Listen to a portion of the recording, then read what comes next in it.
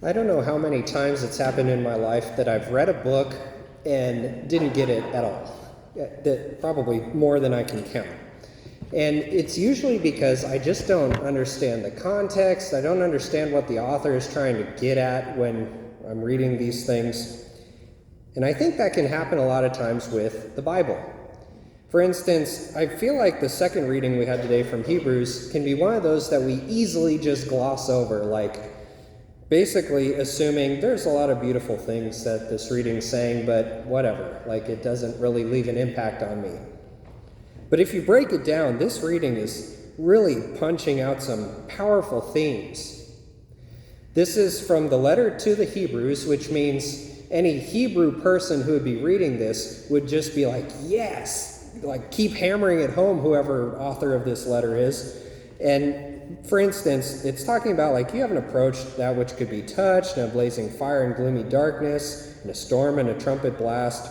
And then this is the line that's really powerful. And a voice speaking words such that those who heard begged that no message be further addressed to them.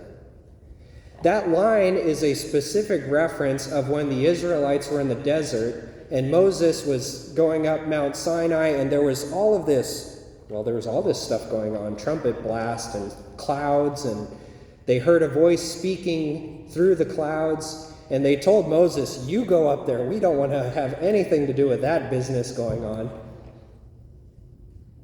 And yet we're approaching something more marvelous than that. That's what we're reading at in this letter to the Hebrews.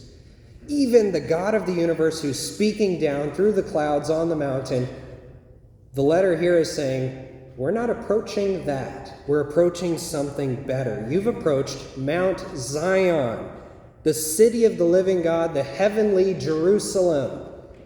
That should be a direct impact for all of us to think of the book of Revelation. That city of Jerusalem, that new Jerusalem coming down out of heaven, where a new heavens and a new earth are being created. The countless angels and festal gatherings, the assembly of the firstborn enrolled in heaven, the holy ones, the saints, God, the judge of all, Jesus, the mediator of the new covenant, and the sprinkled blood that speaks more eloquently than that of Abel. Again, another beautiful image. Because if you know the story of Cain and Abel, Cain slays Abel, and God says to Cain, well, where's your brother? Am I my brother's keeper? All that stuff. And he says, the blood of Abel is calling out to me from the ground. And yet the blood of Christ is calling out to us in a more profound and beautiful way than the blood of Abel. Because the blood of Abel called out of vengeance. But the blood of Christ calls out for redemption. It's vastly important that we know what we're reading when we read the scriptures and when we come to Mass. What are we encountering? One of the hopes of the USCCB, the United States Conference of Catholic Bishops, is over these next several years, we're going through what they're calling a Eucharistic revival. Maybe many of you have heard this statistic, but something like 70% of those who go to Sunday Mass don't believe in the real presence of the Eucharist. And that's probably skewed here, because everybody here is perfect Catholics, I know. But just sit with that for a minute. The most fundamental thing of what it means to be Catholic is the fact that we receive the Eucharist and we celebrate it here daily.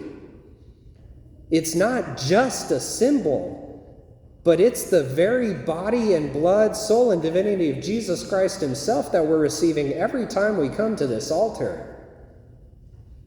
And I know as a kid, God bless my family, they happen to be here today, by the way, they had to deal with me being a rambunctious little dude who didn't understand what was going on at Mass. But once you get it, like how could I ever have thought that Mass was boring? Because my salvation happens here on this altar.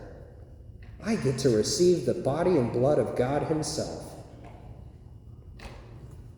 So friends, as we navigate life here, we have to come to these mystical, exponentially, I just don't have words for it. These mysteries that we get to celebrate that are more marvelous than what anybody in the Old Testament even thought that they could encounter. But we get to approach the living God himself as often as we want, daily even. What a tremendous gift that God wants to be so intimately involved in our lives. And as we navigate, I just enjoin on all of you to, especially as we do this Eucharistic revival thing, try to deepen your faith through study, through frequent going to the sacraments, because this is the most important stuff that we'll ever do in our lives.